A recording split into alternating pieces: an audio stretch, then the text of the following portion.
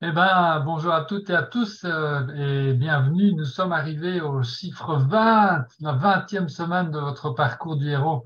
Alors félicitations, puisque l'air de rien, c'est un exploit d'arriver à Plus ce que quatre. stade de la formation. Ben oui, en plus que quatre séances après celle-ci. Donc voilà, on va vous donner maintenant un mode d'emploi qui va vous assurer de poursuivre jusqu'au bout ce travail d'élargissement de votre zone de confort, hein, que vous avez démarré héroïquement au mois de janvier en déjouant les derniers pièges de votre mental ego déguisé en zone de confort, justement.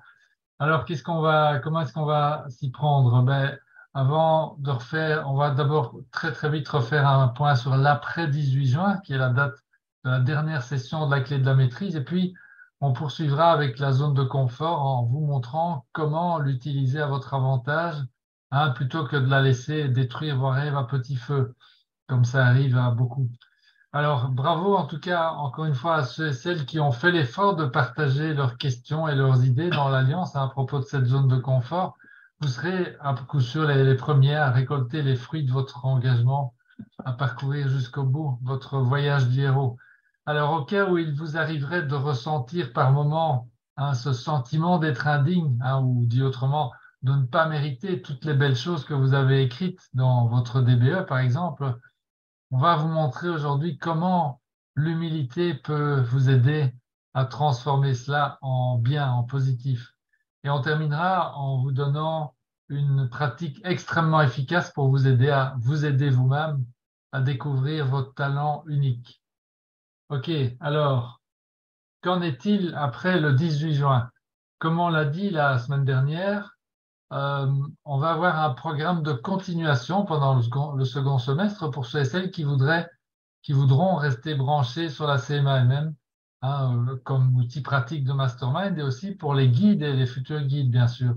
Il y aura d'un côté, il va y avoir un programme de formation qui sera destiné aux guides et aux candidats guides en préparation de 2024. Et puis en parallèle, des Zooms réguliers qui seront destinés aux membres permanents, bah, dont les guides font partie évidemment, en commençant par les 4 chapitres perdus de la clé de la maîtrise de Charles Haanel. Notez que, alors, ce seront des Zooms réguliers, j'ai pas dit des webinaires, et donc les séances en continuation vont vous offrir plus de possibilités d'interaction entre tous ceux qui seront présents, en tout cas en direct, hein, ce qui sera évidemment le but recherché.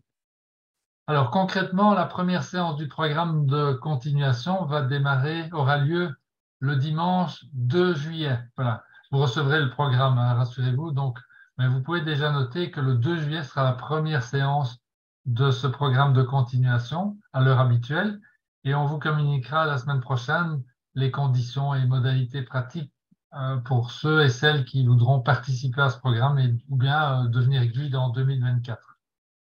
Voilà. Alors. Un petit rappel maintenant de ce qu'on a vu la semaine passée avec la zone de confort.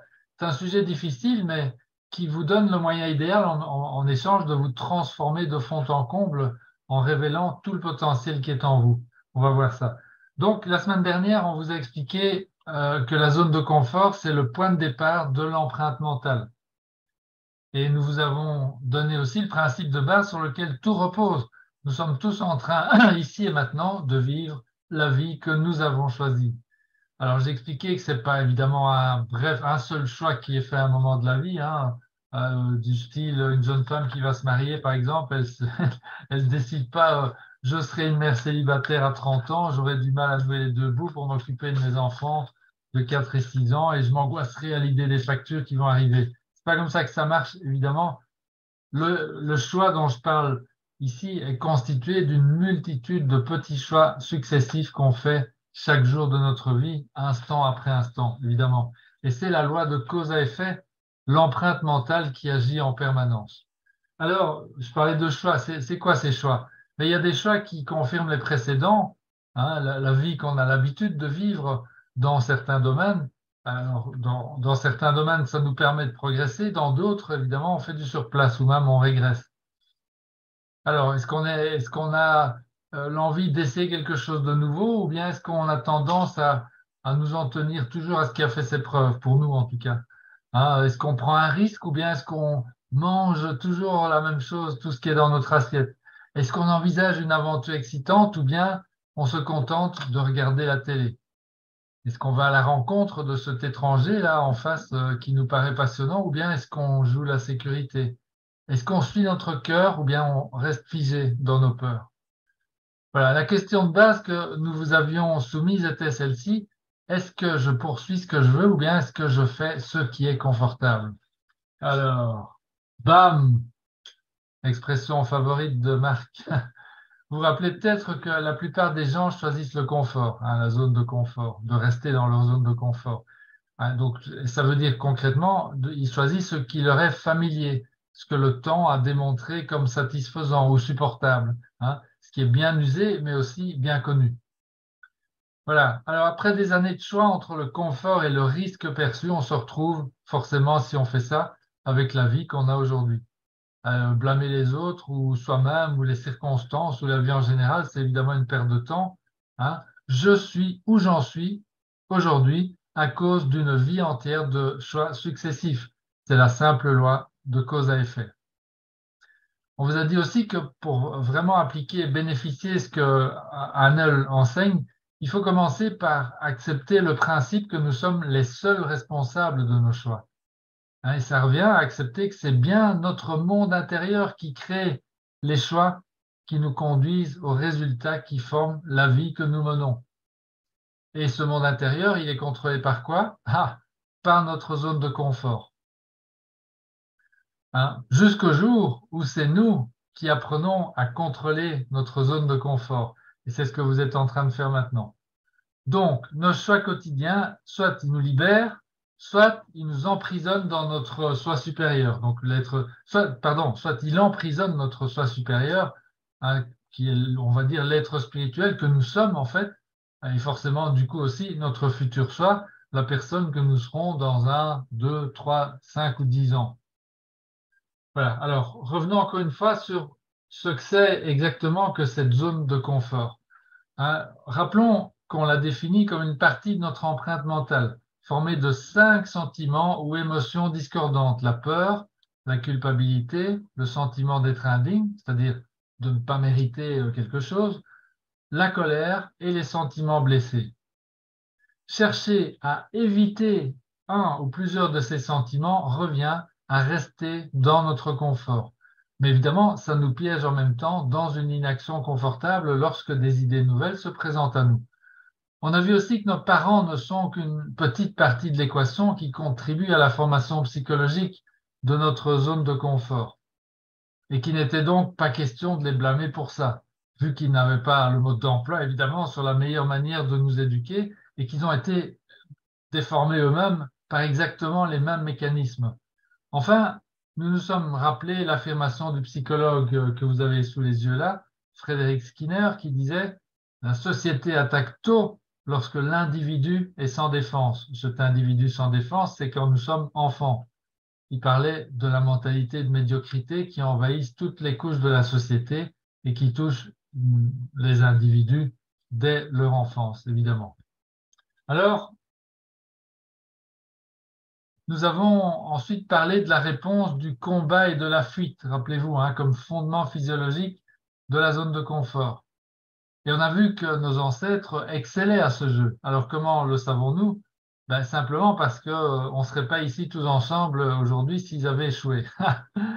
Alors, la grande nouvelle, vous savez aussi que vous êtes tous génétiquement prédisposés à vous améliorer puisque vous êtes en train de participer à cette expérience de la clé de la maîtrise. Donc ça, c'est plutôt une bonne nouvelle. Et enfin, on vous a fait la promesse de vous montrer comment transformer ces 5 sentiments, peur, colère, culpabilité, sentiment d'être blessé et sentiment de ne pas mériter les choses, de transformer donc ces 5 sentiments en outils utiles pour élargir votre zone de confort. Et donc, il est maintenant temps de le découvrir. Car lorsque nous changeons notre manière de voir les choses, bien, les choses que nous voyons changent. Voilà. Alors, on va démarrer avec un peu de bon sens. La plupart des gens, lorsqu'ils arrivent à une nouvelle étape de leur vie, ben, ils s'en rendent pas compte. C'est à cause de la manière dont nos cultures et notre communication a évolué au cours du temps. Je vous donne un exemple élémentaire à propos de la peur. Voilà. Lorsque vous étiez enfant, ben, probablement vos parents, comme les miens, ont utilisé à certains moments la peur dans l'intention de vous protéger. Hein. Des choses du style ne touche pas à ces produits sous l'évier, tu pourrais t'empoisonner. Ne marche pas dans les rues non éclairées le soir, il y a danger. Tu pourrais te blesser ou pire, et voilà, etc., etc. Et on a obéi à nos parents dans toutes ces injonctions basées sur la peur. Mais évidemment, aujourd'hui, vous n'êtes plus, je ne suis plus, nous ne sommes plus des enfants qui ignorons ces choses. Voilà. D'ailleurs, déjà autour de nos 15-20 ans, vous pouviez évaluer assez bien par vous-même les situations dangereuses pour votre santé ou votre vie. Et a fortiori, si vous êtes une femme de 35 ans et que vous vous préoccupez encore aujourd'hui de ce que pense votre maman à propos de la manière dont vous gérez hein, vos affaires, votre ménage ou vous éduquez vos enfants, mais ça veut dire que vous êtes simplement resté bloqué au stade de l'enfance. Ouais, vous voyez ce que je veux dire? Même chose pour les messieurs dans d'autres domaines. En l'absence de connaissances nouvelles, pour nous guider dans les étapes successives de la vie, nous avons tendance à pratiquer le mode d'emploi de l'étape où nous nous sommes coincés pour l'instant. Et dans cet exemple-ci, c'est la peur que j'avais prise. Hein, on croit encore, comme quand on était enfant, que si nous évitons ce dont nous avons peur, ben nous serons en sécurité. Voilà. Maintenant, je vous invite à regarder cela en adulte et non inconsciemment comme des enfants recherchant l'approbation de leurs parents. Car lorsque nous apprenons, je répète, une autre manière de voir les choses, eh bien, les choses que nous voyons changent. Ben oui, les choses changent. En fait, ce vieil ami que vous connaissez de longue date, c'est-à-dire la zone de confort. Donc, ce qu'il veut, c'est le confort, d'où son nom. Et la zone, elle est conçue pour éviter de ressentir la peur, la colère, les sentiments blessés, la culpabilité ou le sentiment d'indignité, en d'autres termes, pour vous séduire dans la zone de confort, dans le confort, de ne surtout pas ressentir toutes ces choses inconfortables qui peuvent faire mal, évidemment. Mais à la semaine 20, les choses changent. Rappelez-vous, vous avez besoin de pierre. Vous vous rappelez cette histoire de pierre et de la farine? Vous avez besoin de pierre. Des petits cailloux. Oui, des petits cailloux, des pierres. Parce que je voyais Pierre, le bonhomme. Oui. Pour obtenir de la bonne farine au lieu de blé simplement broyé. Et les petits cailloux, les pierres, peuvent parfois nous mettre très mal à l'aise. La différence ici dans l'expérience de la clé de la maîtrise, c'est que si vous vous autorisez dès maintenant à faire en sorte que ce soit facile, eh bien, ça le sera. Alors, allez de l'avant. C'est la loi de substitution combinée à la loi de la pensée duale que l'on a mis en place avec vous il y a quelques semaines. Donc, on va revenir au moment tout simple où on a remplacé le mot corvée par le mot service sur les fiches là. C'est au fait la même chose. Il n'y a pas besoin de surmonter la peur ou les sentiments de culpabilité et ainsi de suite. Vous pouvez attacher un ressenti différent à ces mots, aussi bien que de changer le mot corvée en service. Ça va être pareil. Alors, moi, je vous invite à le faire maintenant, de bien regarder les 5 mots, les 5 expressions là qui sont affichées, et d'affirmer que ce sont les outils dont vous avez besoin maintenant pour manifester votre nouvelle empreinte mentale. Alors, vous avez reçu ces 5 outils pour toute votre vie et la seule façon dont votre zone de confort va continuer à vous gouverner, c'est le manque de préparation qui vous ramènera toujours à cette vieille empreinte mentale. Alors, j'ai envie de dire, soyons prêts. Les difficultés, les disharmonies et les obstacles indiquent soit que nous refusons de distribuer ce que nous n'avons pas besoin, soit que nous refusons d'accepter ce dont nous avons besoin. Alors voilà un fameux brique de pierre, et moi je vous suggère un mur de Un mur de briques. oui. de pied qui est au fait un mur de briques. J'y tiens à mes pieds. OK. Donc, moi, je vous suggère de considérer votre zone de confort comme ce mur de briques que vous avez sous les yeux. Et dans cette métaphore, les briques vont représenter les peurs et le ciment qui maintient les briques en place, on va dire, c'est la culpabilité, c'est le sentiment de se sentir indigne, c'est le sentiment blessé, la colère. Et pour ceux qui pensent ne pas avoir de colère, la tristesse n'est que de la colère tournée vers l'intérieur. Alors, pour revenir à ce mur de briques, on va commencer par traiter les briques. Donc, la peur, vous savez, la plupart du temps, la peur, elle est créée par des dangers imaginaires, artificiels. C'est ainsi. Mais la peur peut être un cadeau incroyable. Et quand vous ouvrez ce cadeau, vous y trouverez un outil extraordinaire, à savoir une énorme quantité d'énergie. Arnold nous a dit des dizaines et des dizaines de fois que la connaissance ne ferait pratiquement rien tant qu'il n'y a pas l'expérience. Alors que cela demande du travail. Et ça, c'est vrai. Et il est clair à ce sujet que le dur labeur mental que si peu sont prêts à faire, à part vous, sur la peur. Et la plupart de ces composantes, là, il n'y a pas que la peur, il y a les autres composantes, ça va vous fournir d'énormes quantités d'énergie nécessaires pour créer le changement, parce que vous êtes ici depuis le mois de janvier, parce que vous voulez du changement dans vos vies. Quel changement? Le changement vers la nouvelle réalité que vous avez écrite, que vous avez imaginée dans votre DBE ou sur le poster de rêve, l'enregistrement, l'article de presse, etc. Il est important que vous les parcouriez constamment, tout le temps. En principe, tous les jours, vous devez le faire. Le changement exige le travail mental dont Anne nous parle. Et la première étape dans l'utilisation de ces 5 choses, de ces 5 outils, c'est d'être reconnaissant et en gratitude pour ces outils. Et ensuite, vous allez utiliser correctement les bons outils. Alors, Anne vous a parlé de la métaphore de la loupe. Vous vous rappelez la loupe? Et la déplacer toutes les secondes, vous savez bien que même dans la vie de tous les jours, ça ne fera rien. Mais par contre, maintenir la loupe, ça va créer un certain effet dynamique.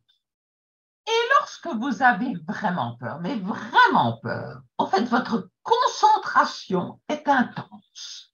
Pensez-y, observez-le. Vous avez une loupe entre vos mains.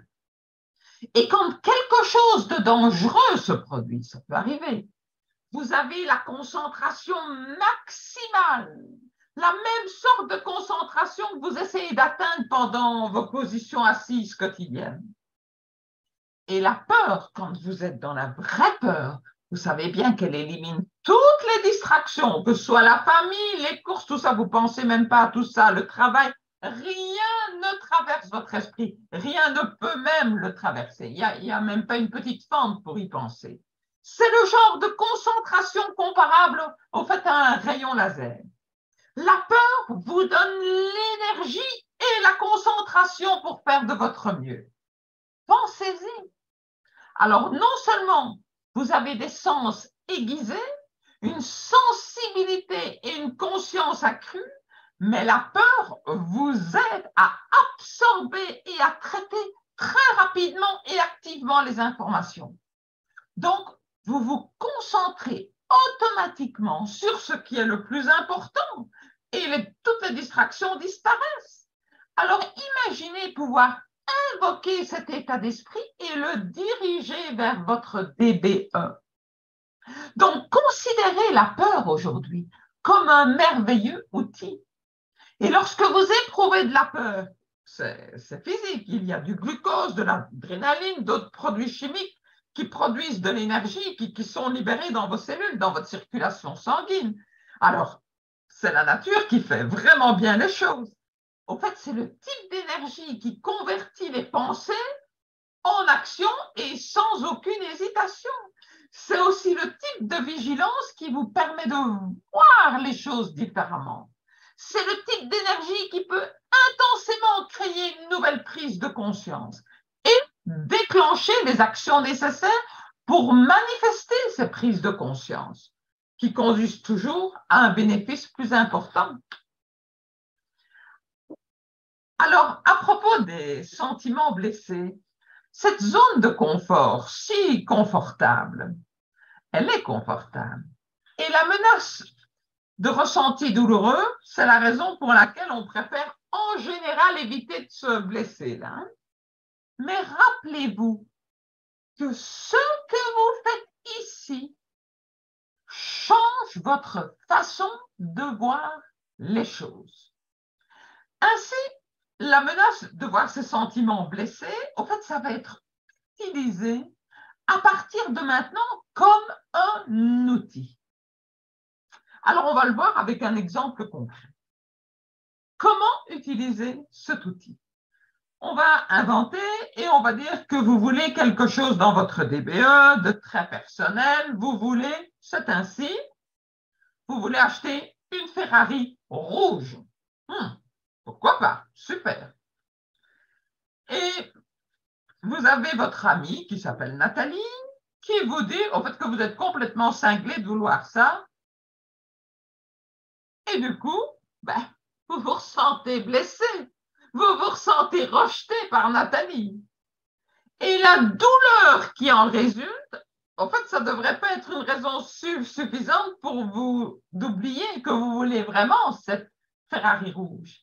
Il est si facile de se perdre dans la souffrance et peut-être même de la ressentir ou de haïr, passer son temps à haïr Nathalie et d'oublier l'intention première, le désir premier que vous aviez pour cette superbe Ferrari rouge.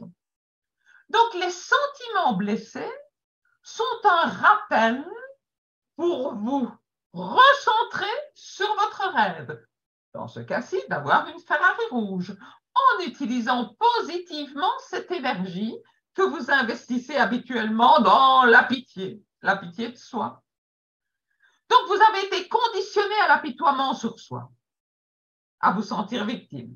Mais de l'autre côté de la pitié, il y a la passion. En d'autres termes, vous allez utiliser la loi de substitution ici et mettre en avant votre passion pour ce que vous aimez. Et dans le cas présent, la Ferrari rouge. Et Nathalie, en blessant vos sentiments, elle vous a juste rappelé combien vous vouliez vraiment cette Ferrari rouge pour une raison tout à fait personnelle. Une autre façon d'utiliser les sentiments blessés comme outil, en fait, c'est de changer les croyances que vous avez sur la façon dont le monde devrait vous traiter. Parce que la vision de Nathalie, c'est sa vision à elle, c'est la vision qu'elle a du monde. Et de votre désir actuel, ça ne correspond vraiment pas au sien. C'est tout, elle a d'autres envies. Alors, plutôt que de vous enliser dans le bourbier des sentiments blessés, mais comprenez que vous n'avez rien demandé finalement à Nathalie. Mais dans votre esprit, vous avez mis en place une exigence selon laquelle Nathalie, elle devrait penser comme vous. C'est tout. Alors, en vous libérant des notions préconçues sur la façon dont le monde devrait vous traiter, mais vous pouvez vraiment célébrer la leçon, engager votre passion et changer vos croyances en respectant votre choix, que votre choix est bon pour certains et il n'est pas bon pour d'autres. Mais c'est leur choix, heureusement, autrement le monde serait plutôt monotone. En fait, c'est une merveilleuse utilisation des lois de substitution et de pensée duale. Les sentiments blessés vous rappellent à quel point votre DBE est votre priorité. Ils créent de l'énergie et vous apprennent à vous concentrer sur ce que vous voulez vraiment. Oui, génial. Alors, la colère, waouh! C'est un outil très difficile à maîtriser, je dois vous le dire, hein, pour les gens, en tout cas, qui n'ont pas fait les choses que vous avez faites dans cette expérience de la clé de la maîtrise. Bon, en l'occurrence, vous entraînez aux pratiques. Voilà. Donc, vous êtes déjà bien en avance, heureusement, sur la moyenne. Voilà, il faut effectivement déjà une compréhension claire et un petit réservoir d'application pratique des 7 lois de l'esprit, hein, sans quoi utiliser la colère comme un outil sera plus facile à dire qu'à faire. OK? Donc, alors pour vous, évidemment, c'est différent puisque vous apprenez et vous pratiquez ces 7 lois de l'esprit déjà depuis plusieurs mois. Donc, voilà. Alors, en un mot, on va dire, la colère, c'est énergie, c'est de l'énergie. Une énergie absolument massive, comme la peur, mais là vraiment on est dans l'expression extériorisation vraiment totale de l'énergie. Et voilà, maintenant la question c'est comment utiliser cette énergie positivement. Voilà. Lorsque vous êtes en colère, ben, c'est souvent, d'ailleurs, par rapport à ce que Françoise vient d'évoquer, c'est souvent à cause de sentiments blessés. Ben, quand vous êtes en colère, il suffit d'observer que vous êtes en colère. Juste observer, c'est aussi simple que ça pour démarrer. J'ai dit simple, j'ai pas dit facile. Si vous vous rappelez de l'extrait de film sur les peptides dans la semaine 4, hein, la conclusion était que la plupart des gens sont de médiocres observateurs qui sont incapables de maintenir une pensée focalisée pendant plus de 6 secondes.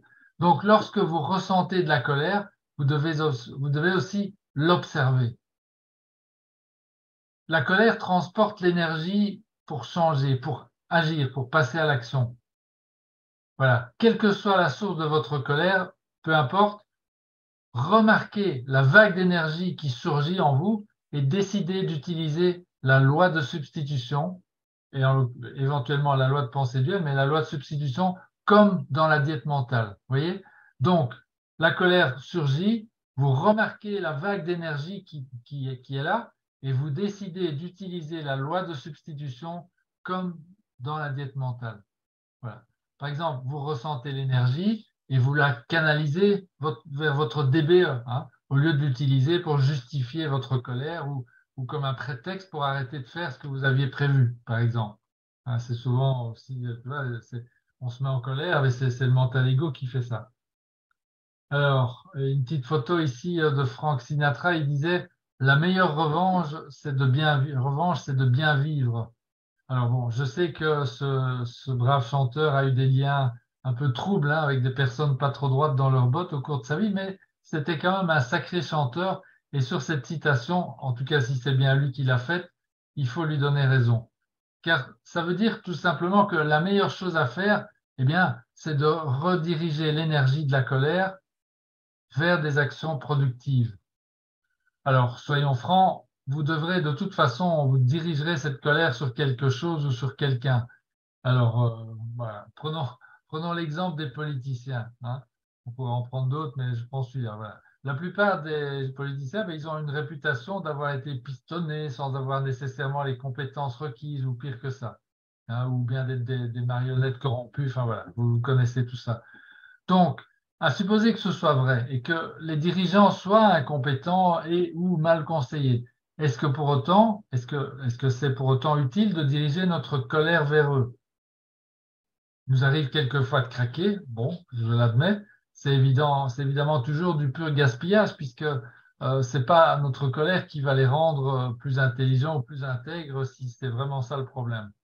Par contre, si j'applique la formule de Frank Sinatra, la meilleure revanche, c'est de bien vivre, et que je parviens à canaliser cette énergie de colère vers l'amélioration et la réalisation de ma DBE, par exemple, ben je suis gagnant sur toute la ligne, y compris celle de servir d'exemple à d'autres et de contribuer à avoir prochainement, même ça, des dirigeants qui placeront les sentiments des citoyens avant leurs intérêts et les intérêts des citoyens avant leurs sentiments.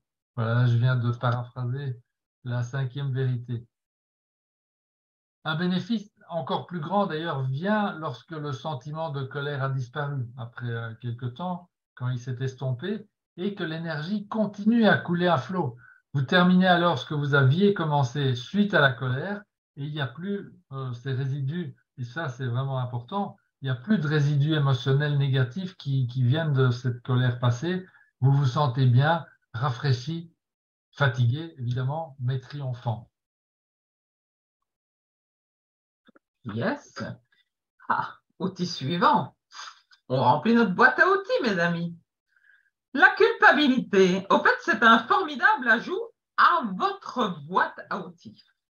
Donc, le simple fait d'entendre le mot culpabilité, aïe, aïe, aïe, souvent ça entraîne une montagne de sentiments négatifs. Alors, regardez les choses sous un nouvel angle de vue et entrez maintenant dans une zone sans culpabilité. La culpabilité, c'est de la colère dirigée contre vous-même. Dans la plupart des cas, vous utilisez la colère qui déclenche la culpabilité pour vous blâmer un peu plus et vous sentir mal. Ce type de colère, ça dégage plus qu'une force physique, ça vous donne également une force mentale, émotionnelle et surtout spirituelle pour changer.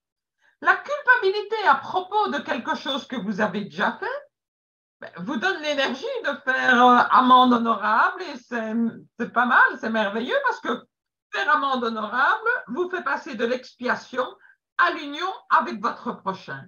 La culpabilité vous dit beaucoup de grandes choses sur vous-même et vous devez la reconnaître sans ressentir de honte.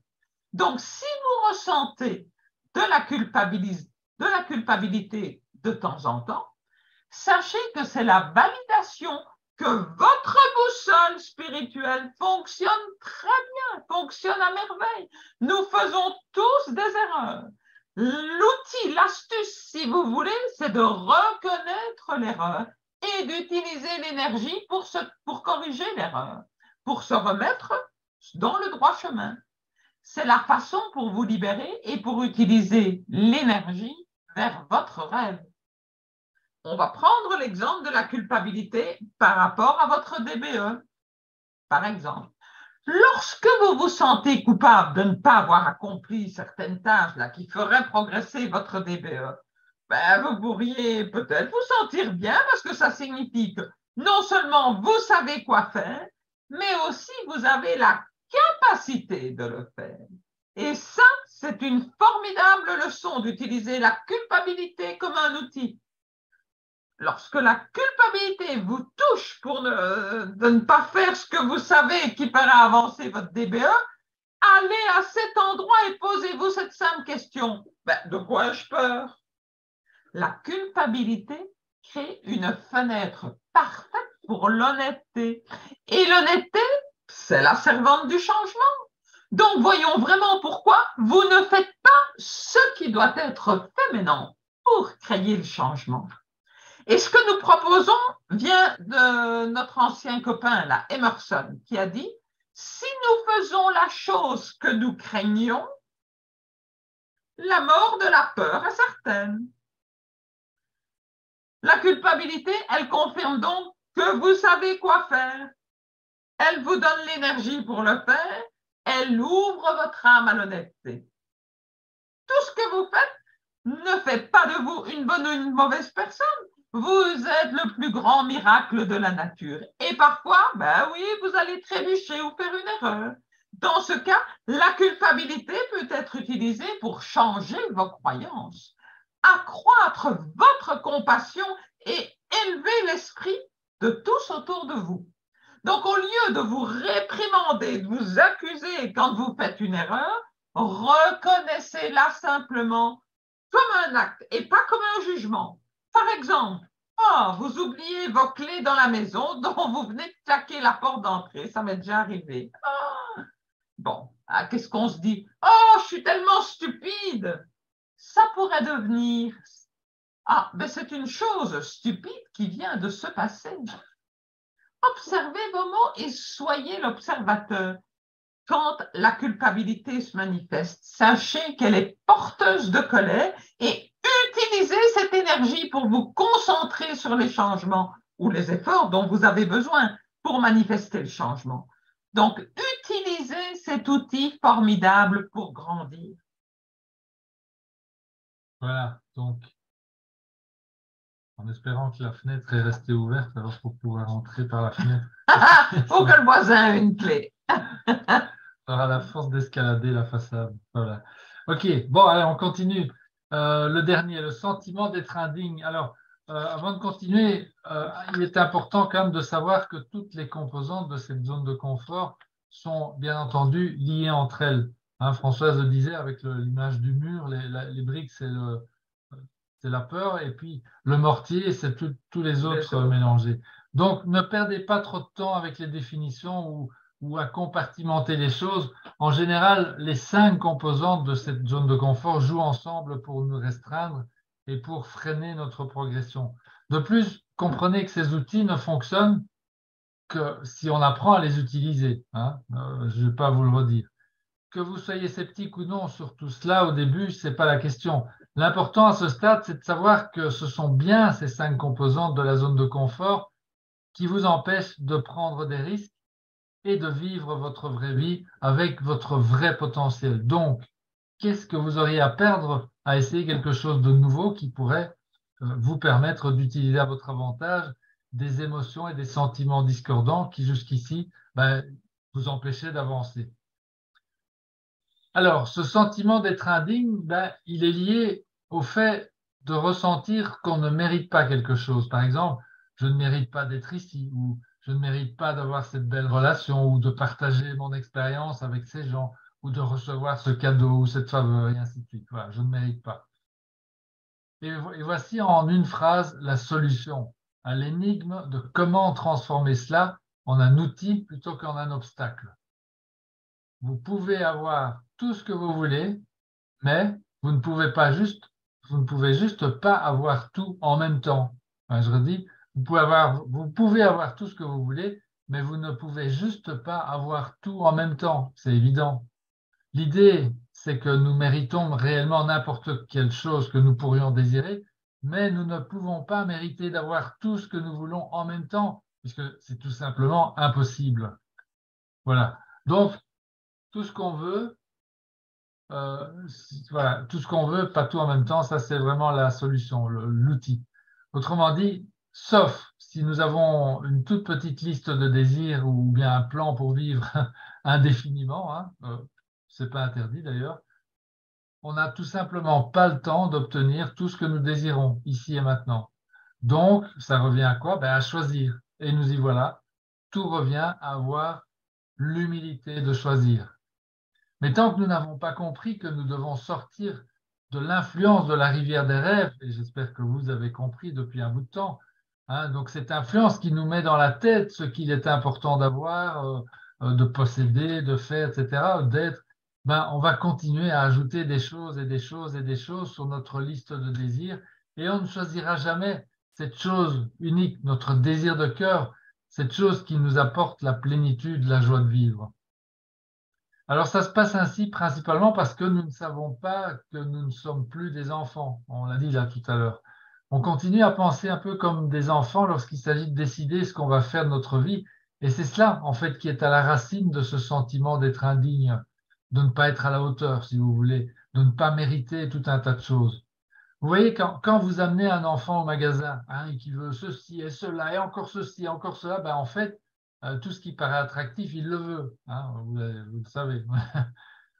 Jusqu'à ce que nous entamions notre voyage du héros, comme la plupart des adultes, nous sommes dans ce même mode de pensée ou de fonctionnement du style je veux une carrière qui me procure le revenu le plus élevé, je veux être nommé père de l'année, top speaker, démarrer une ONG pour combattre la faim dans le monde, avoir une énorme maison de rêve, empêcher des tests d'OGM, etc., etc.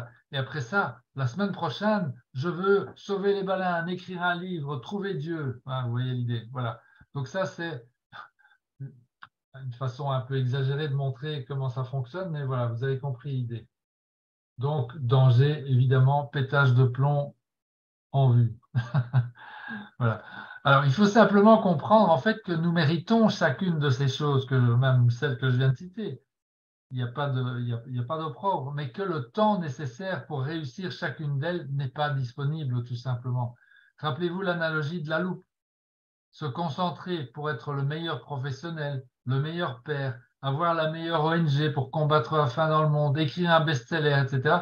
Tout cela en même temps, ça revient en fait simplement à constamment déplacer notre loupe. Lorsque nous ignorons ça au niveau conscient, ben, nous nous sentons indignes, car nos performances dans chacun de ces domaines, évidemment, est moindre que ce que nous savons capables de faire. C'est simplement que ça manque de focus, c'est tout. Beaucoup de gens, et j'ai une tendance, je le dis, à le faire encore aussi, nous faisons déborder notre assiette pour ne pas avoir à choisir. Hein? Comme dans les superbes buffets au restaurant, on voudrait goûter à tout. Mais bon, voilà, il y a 10 entrées différentes, 5 plats de résistance différents, 15 desserts différents. Et je peux vous dire que quand on se laisse tenter, ça vous mène parfois là où vous n'avez pas envie d'être. Voilà, faire déborder son assiette, c'est un comportement égotique en fait, qui sert de distraction au véritable choix et à l'engagement. On préfère se sentir indigne ou pas à la hauteur que de décider. Hein, et bien sûr, en répétant ce comportement, on développe les peptides correspondants et nous devenons addicts au sentiment d'être indigne, de ne pas le mériter, de ne pas être à la hauteur. Et voilà, la boucle est installée. Donc, une fois que vous avez découvert votre désir profond, vous devez savoir que vous êtes digne et à la hauteur de ce désir et que vous pouvez le réaliser, quel qu'il soit. À partir de là, vous devez simplement accepter que tout ce qui ne fait pas partie de votre rêve, ça ne vous appartient pas ou ne vous concerne pas. Ce n'est donc pas, encore une fois, une question de mérite ou d'être à la hauteur, c'est une question d'humilité. L'humilité de faire des choix. Donc le sentiment d'être indigne, de ne pas mériter ou de ne pas être à la hauteur devient un outil, puisqu'il nous aide en nous parlant en direct de la manière suivante lorsque nous le ressentons. Voilà, c'est un message pour nous dire que nous sommes sortis des rails de notre désir de cœur. Voilà, je répète, c'est un message, quand on ressent ce sentiment d'être indigne, c'est un message pour nous dire que nous sommes sortis des rails de notre désir de cœur. Donc, lorsque nous ressentons ce sentiment, ça veut dire que nous ne sommes pas en train de faire de notre mieux ou que nous n'avons pas fait le bon choix ou que nous n'avons pas eu l'humilité de comprendre que nous ne pouvons avoir tout en même temps ou que nous ne pouvons pas être tous les rôles en même temps. La maman, l'épouse, la belle-mère, la grand-mère parfaite, la bonne voisine qui rend service à tout le monde, la collaboratrice parfaite, l'équipière parfaite, et ainsi de suite. Voilà.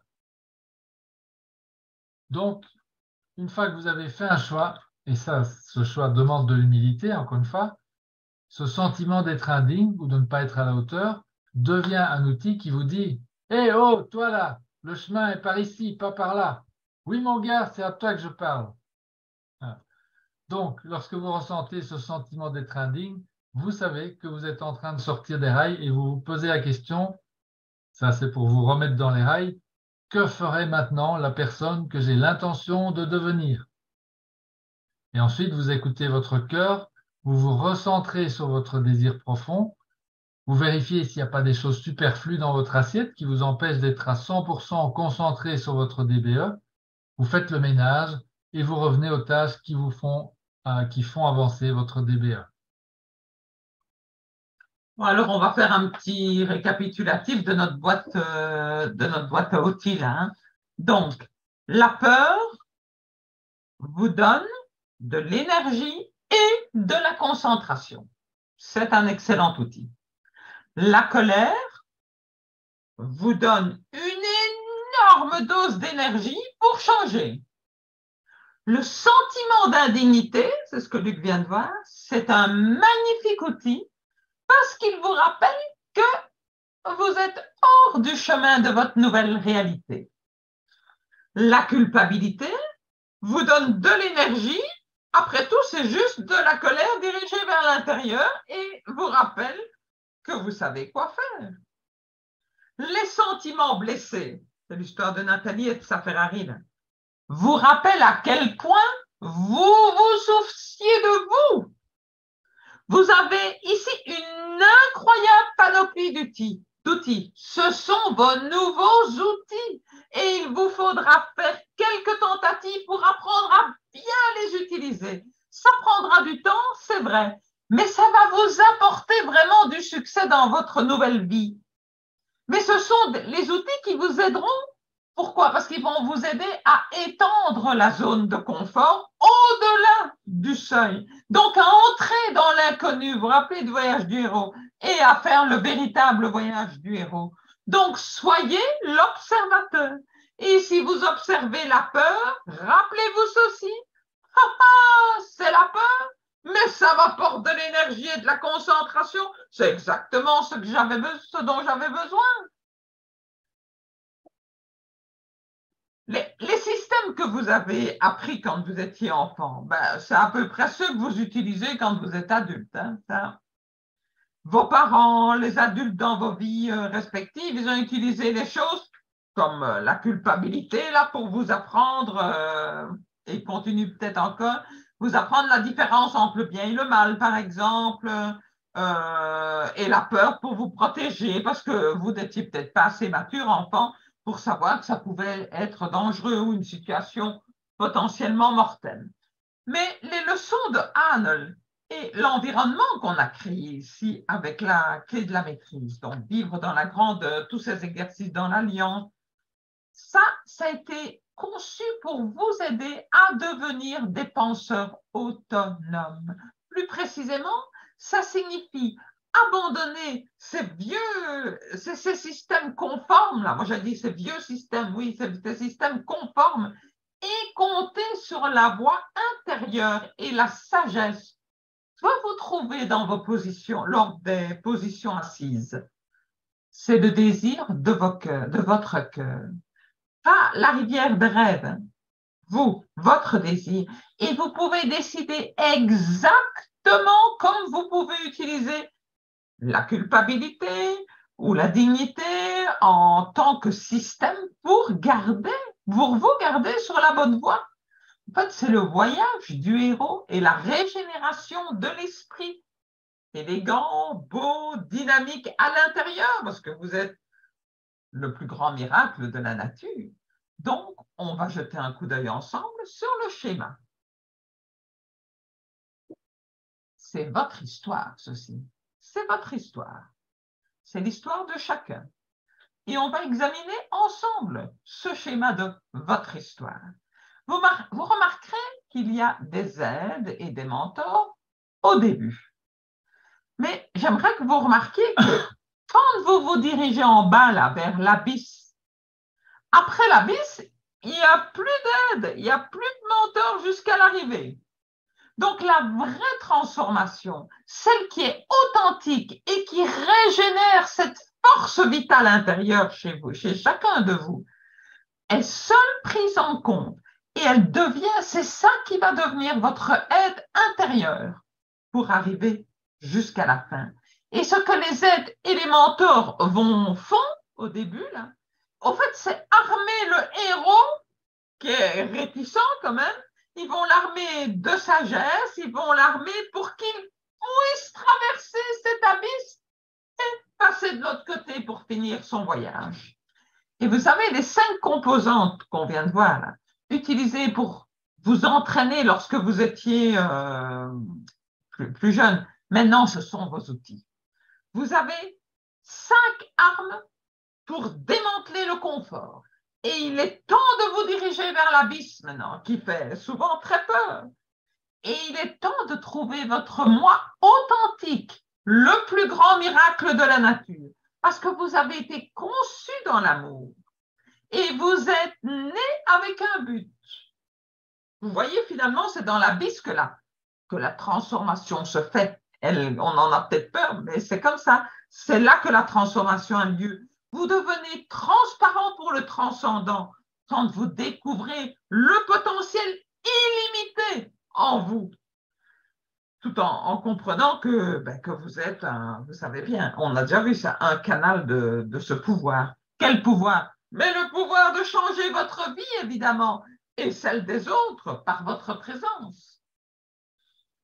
Alors, quand vous passez l'abysse, vous trouvez non seulement un potentiel illimité, mais vos cadeaux uniques, vos dons uniques. Et vous faites également votre chemin personnel vers le bonheur. Et Campbell, il a enseigné toute sa vie de l'importance de suivre son bonheur. Vous ne pouvez pas enseigner ou révéler ce que vous ne savez pas. Ça ne va pas, ça. Et vous ne pouvez pas non plus donner ce que vous n'avez pas. Donc, nous avons beaucoup parlé de Campbell, du voyage du héros, du pouvoir des mythes.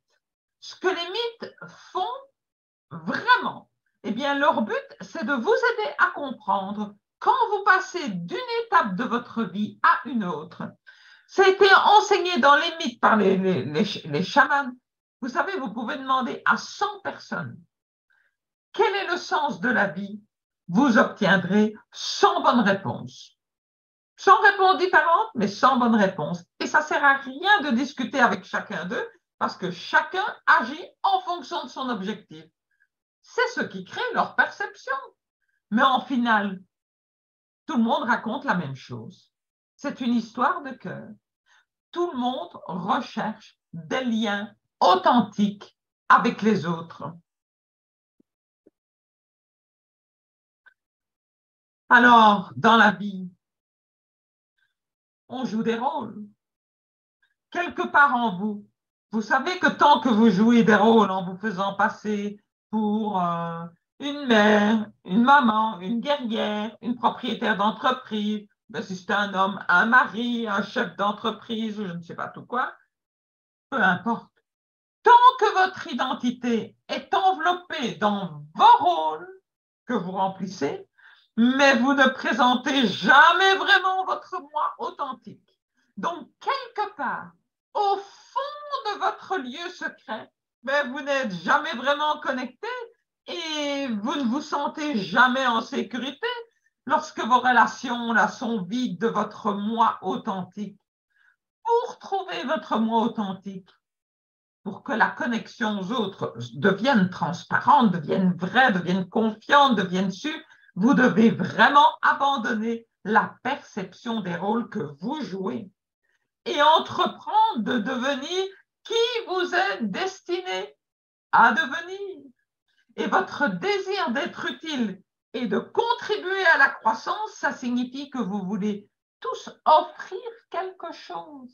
Et pour ceux qui entreprennent ce voyage du héros, vous avez quelque chose d'unique à offrir. Qui êtes-vous? Mais quels sont vos talents? Votre vie ne consiste pas à jouer des rôles, mais à découvrir vos talents et à les mettre au service des autres. Le sens de la vie, c'est de découvrir vos talents. Et le but de la vie, c'est de les donner. C'est un chemin vers le bonheur, vers votre bonheur. Alors, comment pouvez-vous trouver votre potentiel illimité, vos talents? Ben, laissez-moi suggérer d'écouter votre cœur. Oui, alors voilà, on vous avait promis la semaine dernière de vous aider à vous aider vous-même à trouver vos talents cachés. Alors écoutez votre cœur, Françoise a raison. Dans ce qui suit, je vais vous demander de vous concentrer spécialement parce qu'il y a un cheminement qui va vous montrer comment vous pouvez faire concrètement, comment le fait d'écouter votre cœur va vous conduire à trouver effectivement vos talents. Parce que c'est Arnold qui nous l'enseigne et vous savez bien que Arnold, là, c'est du lourd. Donc, concentrez-vous bien pendant les 2-3 minutes qui suivent. Hein, ce qui suit va vous conduire à relever un défi, je vous le dis d'avance, peu banal. C'est le défi qu'on va vous donner à la fin de cette séance. C'est un défi peu banal hein, par les temps qui courent, mais trouver la réponse à une question aussi importante et aussi vitale que la nature de vos propres talents, de ses propres talents, ben, ça requiert des moyens à la hauteur. Donc, et si vous en doutez encore, ben, laissez-moi vous demander ceci. Êtes-vous conscient de tous vos talents uniques par rapport aux autres, hein?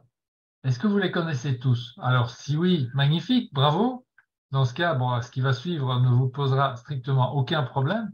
Si vous pensez que vous ne les connaissez pas encore tous, ma question c'est comment ça se fait-il? Pourquoi ne se sont-ils pas encore tous manifestés à vous? Pourquoi ne les avez-vous pas encore trouvés? Ben, moi, j'ai la réponse. C'est simplement parce que ça demande un travail qui exige des connaissances spécifiques et de la pratique, tout simplement. Alors, je vais commencer par les connaissances. Donc, je vous redis, concentrez-vous bien. Je vais essayer de ne pas parler trop vite pour que le fil soit compréhensible.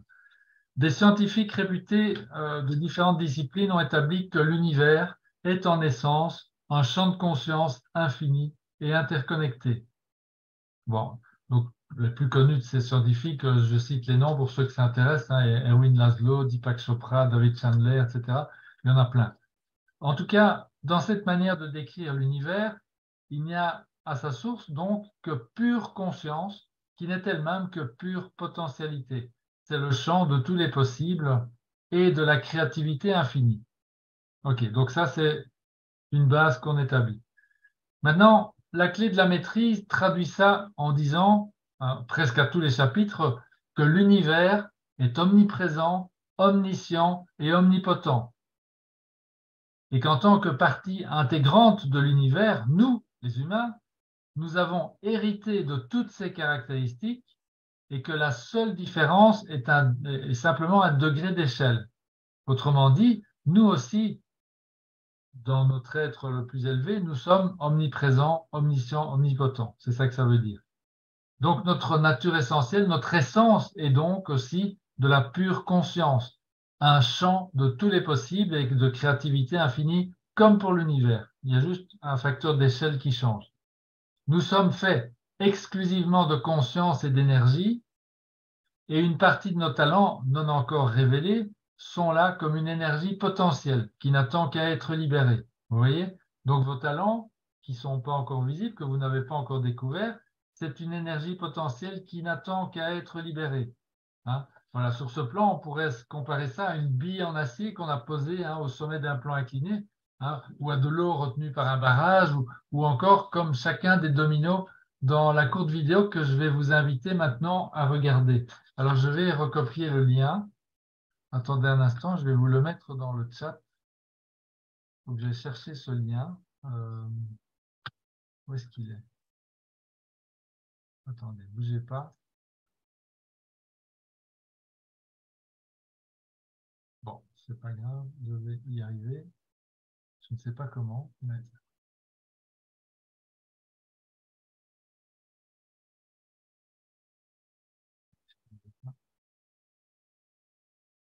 ah, qu'est-ce qui se passe là?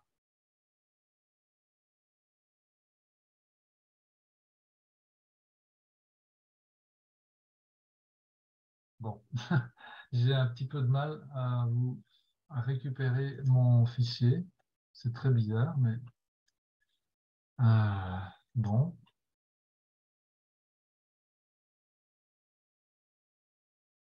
on va y arriver.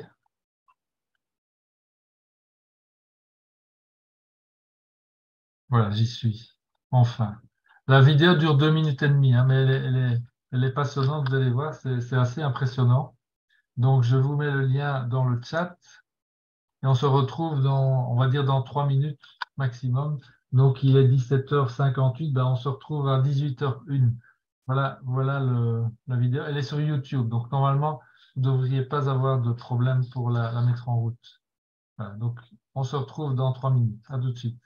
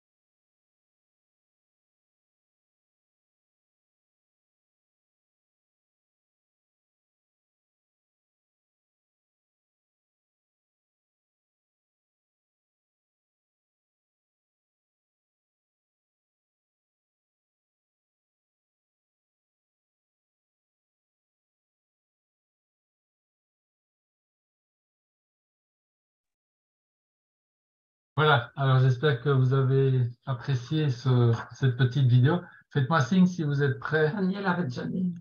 à passer, à continuer. Est-ce que tout le monde est prêt? Petit signe de la main. Oui, ça a l'air bon. Ok, ok. Voilà, donc, alors, est-ce que vous réalisez après ce petit film ce qui pourra se passer lorsque vos talents encore cachés vont commencer à s'exprimer? Imaginez un peu ça. Donc, reposez-vous la question, comment faire pour révéler ces talents qui dorment encore en moi? Posez-vous cette question, plutôt deux fois qu'une. Alors, concentrez-vous bien encore une fois pendant quelques instants. Pour la suite, on va se référer à Arnold pour résoudre cette question clé. Comment faire pour révéler ces talents qui dorment encore en moi? Voilà, donc Arnold nous dit au chapitre 21, paragraphe 3, vous lirez ça la semaine prochaine, l'esprit infini, qui est la source de toute chose, est un et indivisible. Chaque individu, c'est nous, est un canal de manifestation de cette énergie éternelle. Notre capacité à penser constitue notre capacité à agir sur cette substance universelle. Et alors c'est ça la phrase clé. Et ce que nous pensons est ce qui est créé ou produit dans le monde objectif, c'est-à-dire le monde matériel. Donc, ce que nous pensons est ce qui est créé ou produit dans notre monde objectif. Donc, retenez bien ça. On est donc le canal qui permet à l'universel, la source de tous les bienfaits, si vous voulez, le champ de pure potentialité, de s'exprimer. Et nos talents s'exprimeront naturellement si nous pensons les bonnes choses, c'est-à-dire si nous pensons la vérité avec un grand V. Alors, dit encore autrement, si nous pensons en fonction des principes issus de l'universel. Voilà, j'espère que vous me suivez pour l'instant. On va arriver à l'explication complète. Parce que maintenant, la question se transforme en comment s'assurer que nous pensons la vérité.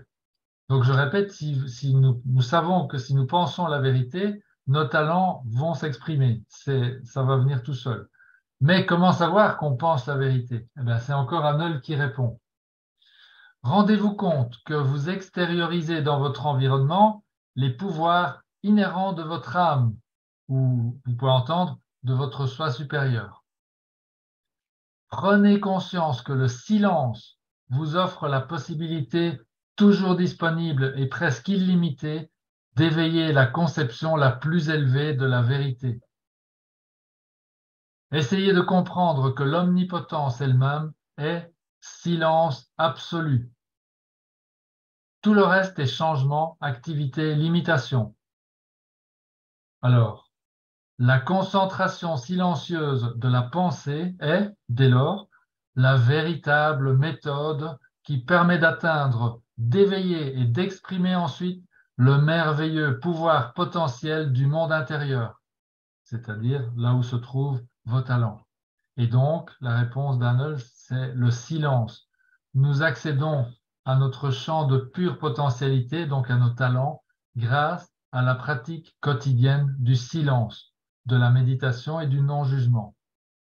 C'est ce qui va, de manière inconsciente, emplir notre empreinte mentale avec des pensées chargées de vérité. Alors rassurez-vous, on n'est pas en train ici de vous suggérer qu'il va falloir devenir un moine pour accéder à vos talents et libérer votre potentiel, hein. Mais il y a une chose qui est certaine, c'est que cette accession va dépendre de votre capacité à accepter l'idée que le silence est la seule et unique chose qui peut vous y conduire. Voilà. Alors, dans mon expérience personnelle, j'en suis assez rapidement arrivé à l'idée qu'il y avait ici quelque chose avant tout à expérimenter plutôt qu'à comprendre. Car nous sommes ici dans la sphère du monde intérieur, c'est-à-dire du spirituel, et qui est au-delà du mental ego, donc de notre, disons, organe de compréhension, on va dire.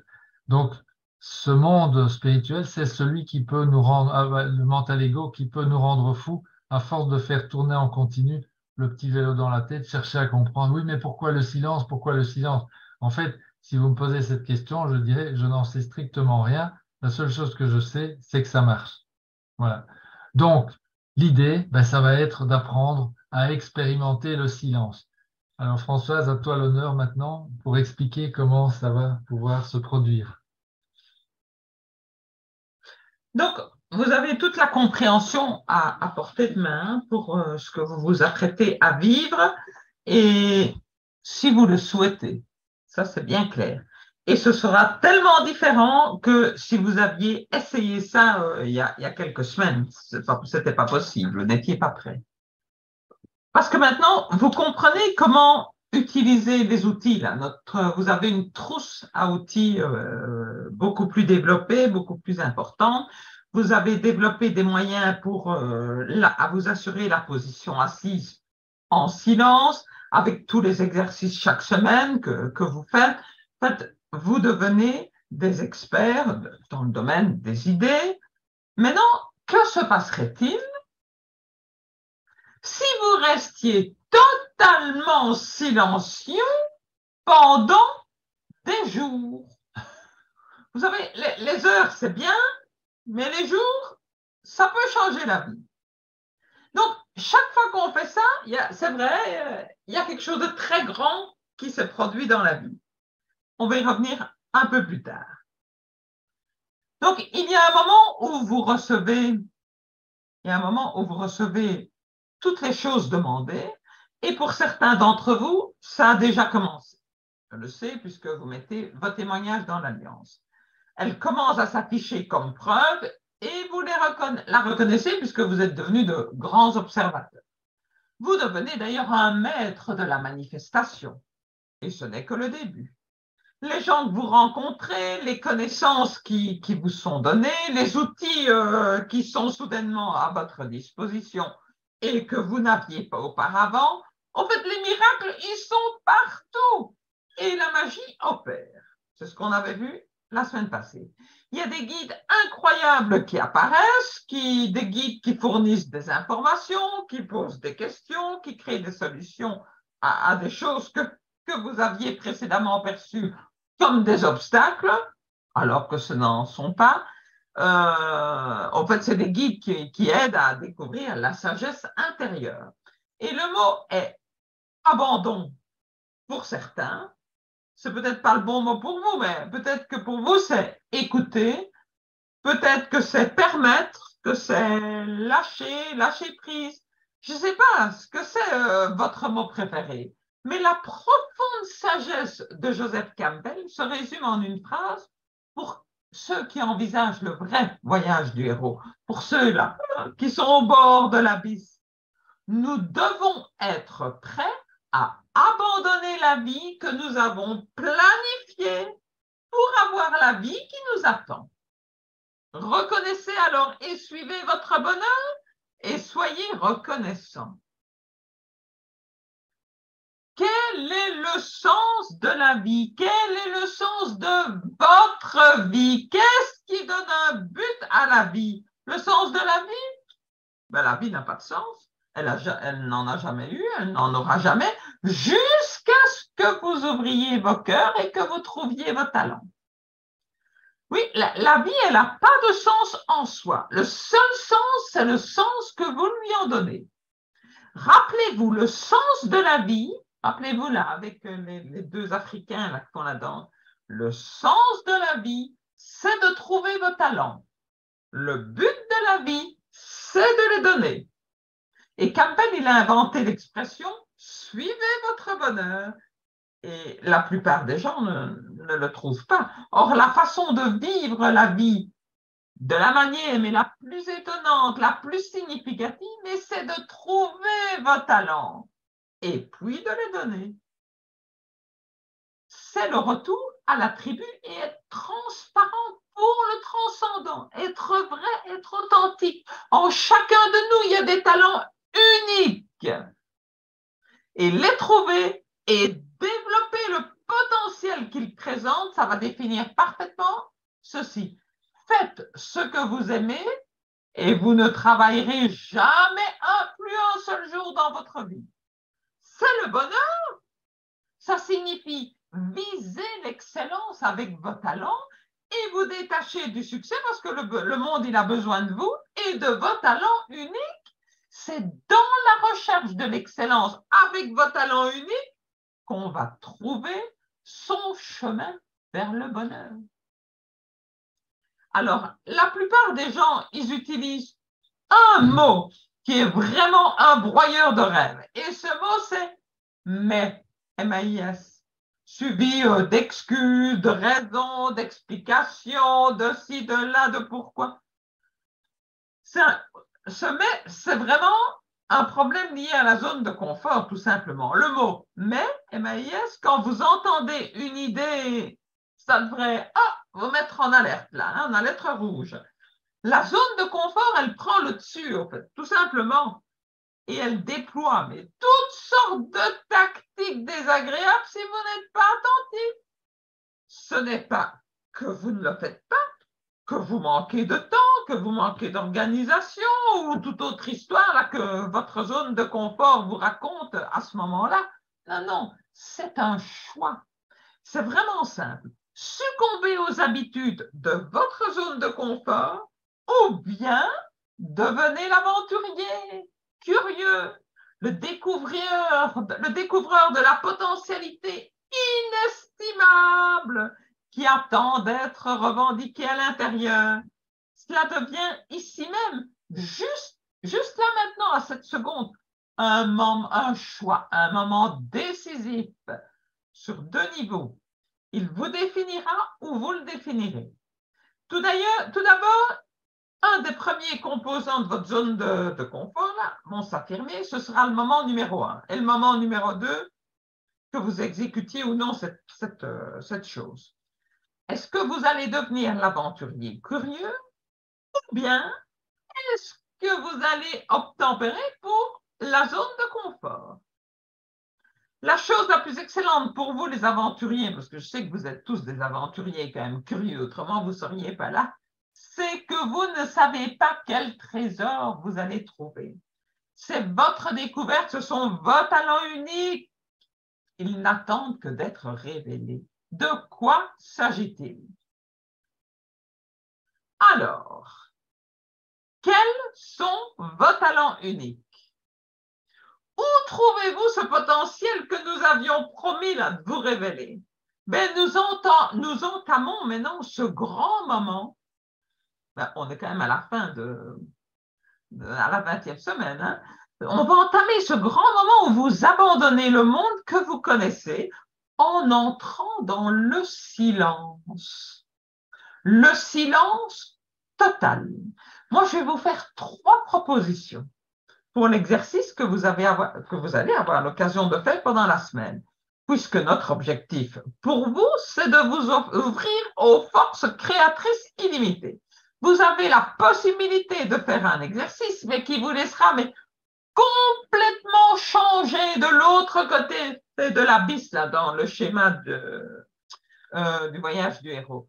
Fasciné par votre potentiel infini et illimité, c'est l'occasion d'embrasser le silence, de le découvrir par l'expérience. Alors soyez vraiment silencieux parce qu'il s'agit d'une exigence auto-imposée uniquement pour ceux qui veulent trouver leur véritable potentiel, hein, pour ceux qui veulent découvrir leur zone de confort et l'agrandir surtout.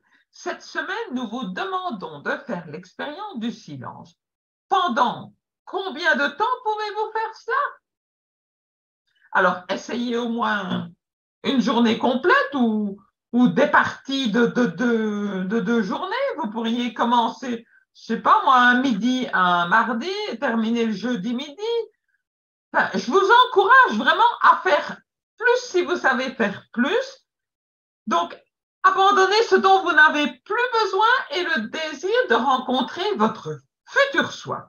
Restez en silence, ça signifie évidemment pas de Facebook, de Twitter, de LinkedIn, de mail, de blabla, de conversation, de télévision, de radio, d'iPhone, d'SMS, etc. Hein. Pas de magazine. Bon, ça n'empêche pas de faire vos lectures quotidiennes, évidemment, de lecture de la grandeur, la DBE, etc. Ça peut être sérieusement difficile de comprendre comment adapter, je sais bien, cette expérience du silence total à votre vie très agitée. votre vie, mais votre vie, c'est votre vie. Alors, qui gagne ici?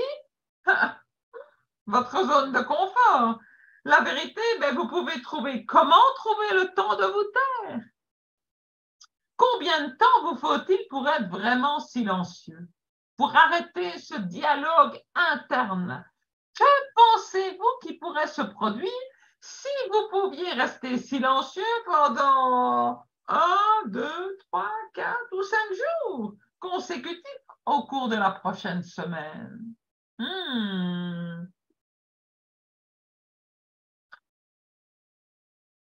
C'est la zone de confort qui sera bousculée au début. Et entrer dans l'inconnu amènera des découvertes intérieures. Et si vous vous éloignez de tous les outils de communication là, que j'ai mentionnés à la dia précédente, qu'est-ce qui va se passer? Eh bien, votre âme qui est enracinée là pour vous et pour le héros à l'intérieur, cette personne magnifique que vous êtes censé être, elle va offrir et découvrir ses talents uniques. La route vers la découverte et le sauvetage de votre potentiel illimité, elle est très simple. Elle a toujours été là. Alors, que l'aventure du silence commence.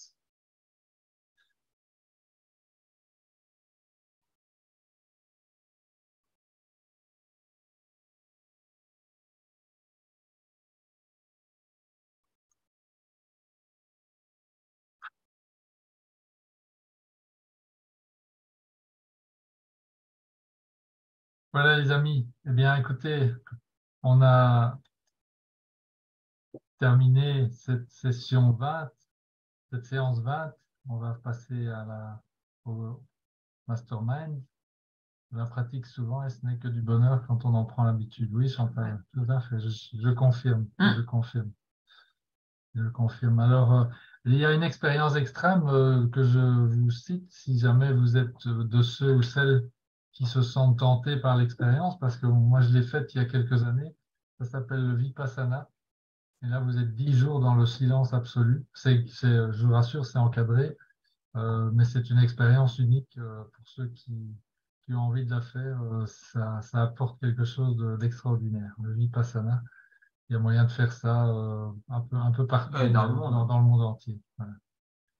Donc, bon, il n'y a pas que ça, hein, je vous rassure, mais en tout cas, on vous invite vraiment à tenter l'expérience. Plus qu'un jour ou deux demi-journées. Essayez une journée, ou 2 demi-journées, mais enfin voilà, le mieux c'est de faire un morceau entier. Alors c'est vrai qu'il faut trouver le moyen, vous devrez le planifier évidemment, vous organiser si vous avez une famille. Et donc, oui, tout à fait, Valérie, je confirme, c'est fabuleux, c'est fabuleux. Alors, le travail, ben oui, donc, Jérôme, c'est un choix qui va nécessiter un petit peu de planification. Donc, alors, on vous suggère de faire ça cette semaine, mais si vous pensez que ce sera plus facile de le faire la semaine d'après, ben, planifiez-le pour la semaine d'après, mais planifiez-le, faites-le. Voilà, je commence dès maintenant. Oui, bah écoute. Oui. Donc là, on est obligé de parler au travail, disons. Oui, donc il est clair que cette expérience du silence, vous ne pouvez pas la combiner avec votre travail, c'est pas possible. Donc vous allez devoir vous mettre. Mais si vous êtes malade, vous êtes chez vous, c'est pas pareil. Vous trouvez un contexte personnel qui vous mettra à l'abri de toutes les interactions, hein, c'est important. Donc vous ne pouvez pas non plus faire cet exercice du silence si vous êtes en famille avec tous les enfants qui vous tournent autour, ça ne marchera pas. Donc vous allez devoir peut-être, je ne sais pas, vous isoler à la campagne, prendre votre temps de camping. Chacun tout le monde a une formule personnelle. Donc ça dépend de vos circonstances et donc c'est quelque chose qu'il faut organiser, évidemment. Mais c'est une expérience qui change la vie et qui vous montre, enfin, c'est pour ça qu'on vous le propose, parce que, encore une fois, la pratique du silence, une fois que vous l'avez expérimenté, vous allez comprendre par l'expérience à quel point c'est important, c'est même vital. C'est la seule manière, en fait, profonde de changer en profondeur notre empreinte mentale. Comme je le disais tout à l'heure, c'est pas de l'ordre de la compréhension, cette affaire-là, c'est de l'ordre de l'expérience. Il faut le vivre pour le croire. C'est vraiment ça. Et pour le ressentir et savoir que c'est vrai. Voilà. Savoir que c'est vraiment comme ça. Et c'est pas notre mental, c'est pas l'étude indéfinie, la lecture de bouquins à l'infini qui va vous apporter quoi que ce soit. On pourrait continuer 30 leçons ou 50 leçons ici avec vous, ça ne changera rien tant que vous ne ferez pas cette expérience et que vous ne mettrez pas au fond après cette pratique du silence. Alors, suivant des modalités qui vous conviennent à vous, mais que vous mettrez cette pratique du silence dans vos habitudes. Mais vous avez normalement tout ce qu'il faut. Hein, vous avez faire le mieux que je peux faire, oui. Oui, oui. Est-ce qu'il y a des questions ou des partages d'expérience? Mettez un petit signe de la main si vous voulez intervenir en direct. Alors Didier. Hello Didier. Salut, vous Voilà. allez bien? Oui, et toi? Moi, c'est juste un retour d'expérience. C'est vrai que c'est une expérience extraordinaire, mais même en la planifiant, des fois, c'est pas facile à faire, y compris pour les retraités célibataires. Alors, c'est vrai, et c'est intéressant ce que tu dis, Didier, puisque on pourrait se poser la question, qu'est-ce qui nous empêche de le faire? Et donc, tu viens de nous dire que c'est même... Alors, on pourrait dire que quelqu'un qui a une famille avec des enfants, qui a un job où il est indispensable, là, etc., ça va être compliqué pour lui, ce qui est vrai. Et là, toi, tu prends un exemple inverse où tu dis, voilà, un retraité célibataire qui a, lui, normalement, enfin, comme ça, dans notre vision de l'extérieur, toutes les possibilités de le faire, même lui, il a difficile. Et donc, c'est quoi qui crée ça? Ben, c'est notre mental ego, évidemment, qui nous met des obstacles, des bâtons dans les roues. Et donc, ça ne dépend pas vraiment des circonstances, ça dépend Non, c'est vrai que ça ne dépend pas des circonstances. C'est vraiment une décision intérieure. Et une fois qu'on a vraiment décidé à 2000%, on a une chance de réussir. Absolument. Et je te remercie pour ton témoignage parce que ça va, normalement, ça devrait aider d'autres personnes là qui sont avec nous ce soir. C'est super. Voilà, c'était juste ma petite intervention. Et là j'ai du sang. C'est vrai que j'ai eu une fois un petit ennui, mais c'était de ma faute. Là, on t'entend bien, là, c'est parfait. Merci Didier, c'est super. Rien. Alors, il y a Chantal. Oui. Hello Chantal. Oui, le son est réactivé normalement, c'est bon? Oui, on t'entend bien. D'accord. Ben, en fait, je trouve que c'est difficile à faire au départ parce qu'on est dans une société où on nous encourage à parler tout le temps. Et tout le monde doit avoir toujours quelque chose à dire. Et si on dit rien, tu fais la tête? Ça va pas? T'es malade? Et le fait d'être en silence, parfois, je me suis rendu compte que les gens attendent une réponse. Ben, j'en ai pas, je la donne pas. Et du coup, ça entraîne sur autre chose de beaucoup plus riche, en fait. Parce que quand on parle moins, on parle mieux. Et je dis ça, Dieu sait que j'ai été une grande bavarde qui a dit beaucoup de choses et beaucoup de bêtises. Mais maintenant, j'en dis beaucoup moins. Et j'ai remarqué aussi que quand on parle moins, on est plus écouté. Oui, oui, c'est super. Et du coup, on passe aussi à une autre dimension, quelque part. Super. Merci Chantal pour ton partage. Moi, je suis en phase avec ça, 100%. Ouais. Ok. Jérôme. Hello Jérôme. Oui, bonjour. Ouais. Ouais, en fait, je me posais la question dans la pratique idéale de, admettons, une journée. Ah, attends. Qu'est-ce qui se passe? Attends. Il s'est trompé. Ah, il y a ton micro qui est coupé. Mais c'est toi qui as coupé. Moi? Allô, vous m'entendez? Ah, ça y est, voilà. c'est Luc se trompe. Vas-y, excuse-moi. Ouais, non, pas de problème. En fait, oui, je me prends dans la pratique idéale. Je vois à peu près, c'est une opportunité. J'ai pris plein de jours de congé jusqu'à fin juin. Donc, il y aura des journées où je devrais pouvoir m'isoler, enfin, je pense. Et dans la pratique idéale, c'est même ne pas lire ces messages, ne pas commander. Ça m'arrive de commander des choses pour le travail, même quand je suis en congé, mais même ça, ne pas aller sur Internet pour commander un objet ou un truc comme ça. Voilà, c'est ça. C'est le plus possible, vraiment te ramener à toi-même. Donc, c'est l'opportunité de te connecter à ton monde intérieur. Et en fait, le mental ego, comme on a tous été conditionnés à l'envers, normalement, il n'aime pas trop ça. Et c'est ça qui crée l'inconfort et qui crée les résistances et toutes sortes d'excuses qui vont surgir comme ça. Ah oui, mais il y a ceci qui est urgent, tout à coup, tu vas te rappeler plein de trucs, tu vois. Et c'est ça qu'il est intéressant d'observer. C'est cette agitation mentale, en fait, qui nous prend dès qu'on prend la décision de passer ne fût-ce que quelques heures, enfin 24 heures, c'est pas beaucoup quand même dans une vie. Même si on reste chez soi, en fait, on fait un minimum de tâches quotidiennes, mais minimum. C'est pas la journée où on s'engage à faire 10 trucs dans la maison. Non, voilà, c'est ça. Donc, tu te concentres sur tes lectures, sur tes pauses assises, tu vas même les amplifier, forcément. Ouais, tu te prépares à manger, hein, comme tu fais d'habitude, mais tu vas le faire en prenant ton temps, etc. Enfin, tu vois, c'est tout un autre contexte que tu crées. C'est une dynamique complètement différente. Parce que c'est dur de faire plusieurs jours d'affilée au travail. Mon travail, c'est de parler et de conseiller. Je suis conseiller, donc c'est de parler. Et en pire, c'est que si j'ai un poste que je vais avoir, ça va être encore pire. Je vais faire ça tout le temps. Mais c'est pas évident de le faire plusieurs jours d'affilée. C'est ça surtout. Non.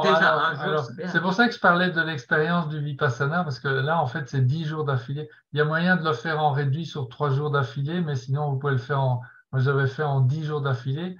Parce que là, vous prenez carrément, il faut prendre des longs congés, effectivement, c'est ce que j'avais fait à l'époque. Et puis là, vous êtes déconnecté de tout. Et quelque part, c'est plus facile. Mais en même temps, j'ai observé que je me rappelle, on était une cinquantaine de personnes à faire cette expérience.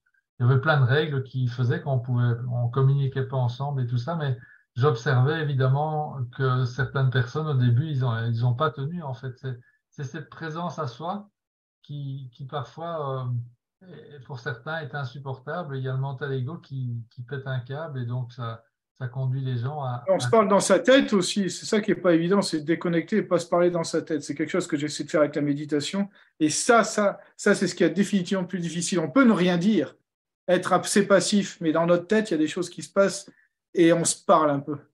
Oui, mais ça, écoute, je vais te dire, c'est normal. Donc, c'est un mythe de croire qu'on peut, comme ça, du jour au lendemain, faire le vide complet dans sa tête. Hein. Je veux dire, c'est un peu comme si tu disais que tu voulais arrêter de respirer, quoi. Tu vois?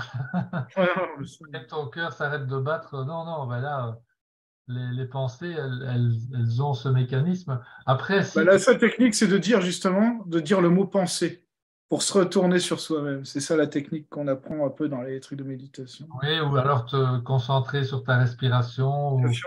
Ou en Vipassana, on apprend effectivement à scanner le corps. Là, on part du petit orteil et on remonte progressivement, on scanne tout le corps jusqu'au bout des cheveux. Ça prend du temps, hein, donc voilà.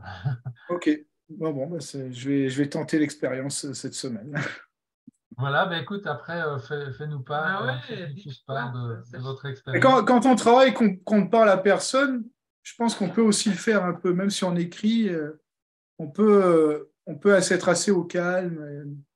Oui, alors, mais je conseille à ce moment-là, si tu décides de faire ça, de prévenir quand même tes collègues, parce que… En télétravail, si j'ai pas de réunion une journée, je m'arrange pour vraiment parler à personne. Ah oui, ça bien sûr. Là, tu peux… Voilà, c'est surtout ça. Non, sinon au bureau, je ne le ferai pas, ils vont me prendre pour un fou. Oui, ça ne marchera pas. Tout à fait, ça ne sert à rien. C'est déjà assez compliqué de le faire seul face à soi-même, donc ce n'est pas la peine d'ajouter des inconnus dans l'expérience. Parfait, merci. Merci à toi, Jérôme, pour ton partage. Il y a Sylvie aussi. Bonsoir Sylvie. Bonsoir. Bonsoir Sylvie. Vous m'entendez? On t'entend bien, super. Bon. Moi, je voulais juste vous partager une chose parce que la première fois que j'ai été confrontée au silence, alors c'était bien avant de connaître la CMMA et le MKE, et c'est à peu près, on va dire, il y a à peu près 25 ans, je crois, quelque chose comme ça. Et sur les conseils d'une amie, j'étais pas très très bien et elle me dit, bah tu sais, moi je vais faire une retraite dans les foyers de charité, donc à Châteauneuf-de-Galor, c'est dans la Drôme, je sais pas si vous connaissez, Non. mais voilà, c'est un endroit en fait qui a été créé par Marthe Robin et c'est une dame qui a vécu pendant des années uniquement en ayant la communion. C'est tout. Et elle se nourrissait pas en fait. Et elle était très malade, hein. Je ne sais pas exactement, enfin bref, mais c'était assez spectaculaire. Bref, il en est sorti les foyers de charité qui existent. Et justement, il propose toujours d'ailleurs, une retraite de 7 jours en silence complet. Et donc, je me suis dit, bah tiens, c'est un défi pour moi. Puis je me suis dit, pourquoi pas. Et donc, c'était un moment où, effectivement, pendant 7 jours, là, j'étais encadrée, puisque, évidemment, c'est plus facile puisqu'on est encadré, on se retrouve dans un endroit sans téléphone, sans rien, et sur lequel eh ben, on est obligé d'être face à soi-même. Et il y a eu un moment où je me suis vraiment dit, oui, c'est pas possible, je vais partir, c'est pas possible, j'y arrive pas, quoi. Il y avait le refus. Il y a un moment, il y avait vraiment un combat, quoi. Et puis, fin de compte, ben, je me suis restée. J'avais mon amie qui était là, qui le faisait aussi, et je pense que ça m'a aidée de savoir qu'elle était là. Puis, on était venus ensemble, elle m'avait emmenée. Donc, on était aussi, on covoiturait ensemble.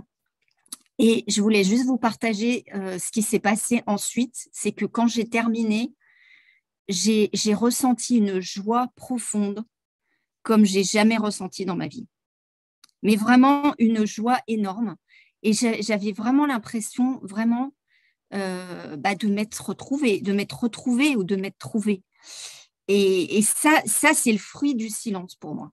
Pour moi, c'est vraiment le fruit fait d'être face à soi-même. Alors, c'est vrai que c'est pas facile. Et maintenant, alors après, évidemment, j'ai oublié tout ça. Il y a un moment, j'ai compris tout ça. Puis après, je l'ai grandement oublié. Et puis, quand je suis revenue au MKE en premier, puisque c'était d'abord en anglais, et puis après en français, mais que la première fois qu'il nous a proposé ça, je me suis dit, oh là là là là, encore une fois. Il y avait comme quelque chose qui me disait, ça va être dur, ça va être dur.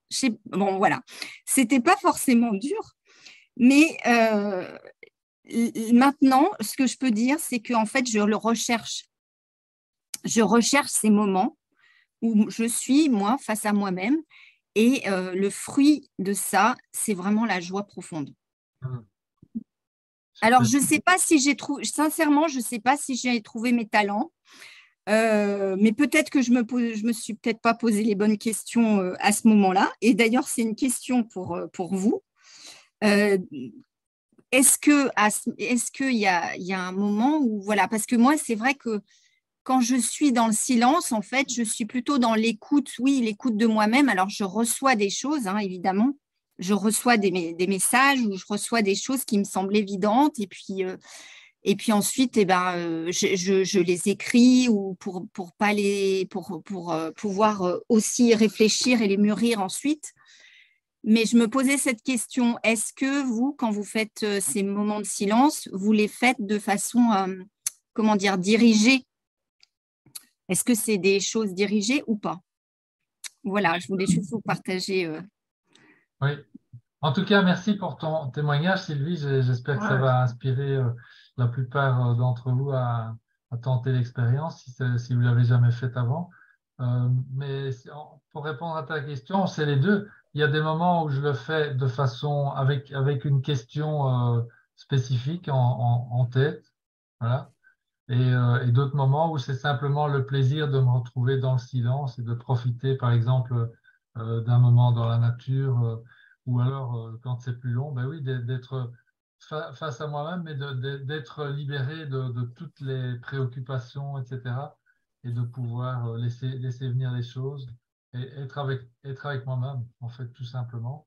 Et être dans le silence, puisque aujourd'hui, j'ai cette conviction ou cette foi profonde qu'en fait, il y a des choses très subtiles qui se passent quand on vit ce genre d'instant. Quand on est dans le silence, que ce soit 10 minutes ou 2 jours, c'est pareil, hein, il y a des choses qui se passent en fait. Vous pouvez regarder tous les maîtres spirituels, ils disent tous pareil, hein. Celui qui est le plus médiatisé, je pense, c'est Eckhart Tolle. Il parle très souvent de ça. Il y en a plein d'autres, mais c'est c'est euh, c'est parce qu'on fait fonctionner, on donne la possibilité. Bon, je répète, vous le savez, on est autre chose qu'un être de chair et de sang. On a autre chose qu'un mental ego. On a ça, mais on a des choses qui sont au-dessus. Et la pratique du silence, ça active les choses qui sont au-dessus du mental ego. Et les choses, plus vous êtes au-dessus, plus c'est important et plus c'est subtil, mais plus c'est important.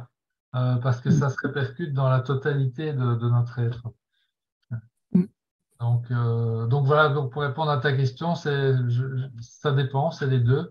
Souvent, le matin, souvent je pose une question et puis je reste, voilà, je pose la question et puis je me mets dans le silence, voilà.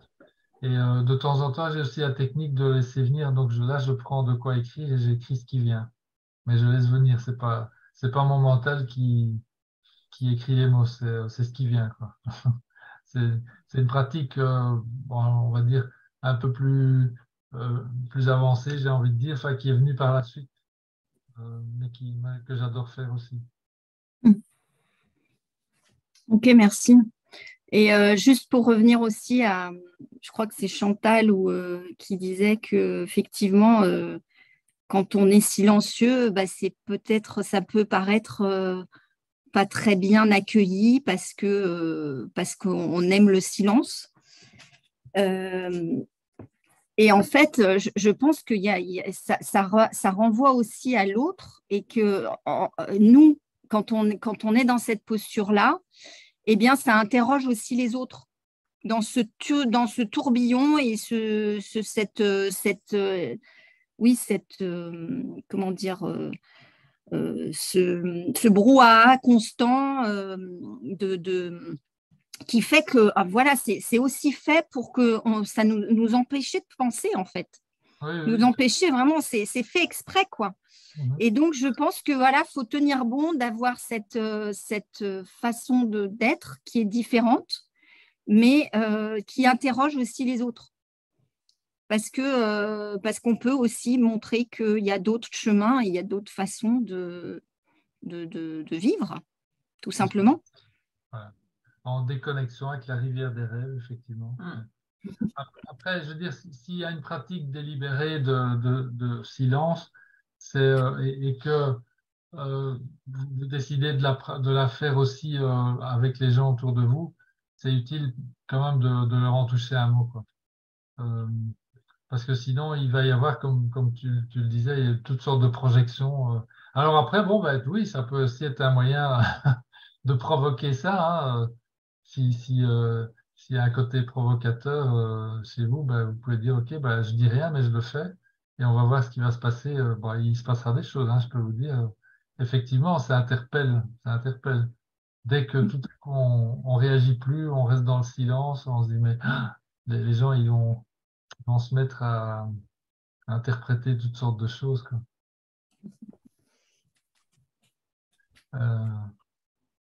Ok, je lis ce que Dominique nous a... Allô, Daniel, quand je le fais, j'ai reçu... Chantal. Chantal? Oui. Chantal. Attends, donc, Chantal, tu voulais ajouter quelque chose? Oui, si c'est possible, mais si d'autres veulent intervenir, il n'y a pas de souci. Oui, oui, je confirme par rapport à ce que disait Sylvie, c'est ça? Oui. Oui. Je suis complètement d'accord avec ça, que ça renvoie les autres à eux-mêmes, et c'est ce qui, pour certains, est tellement inconfortable, voire insupportable.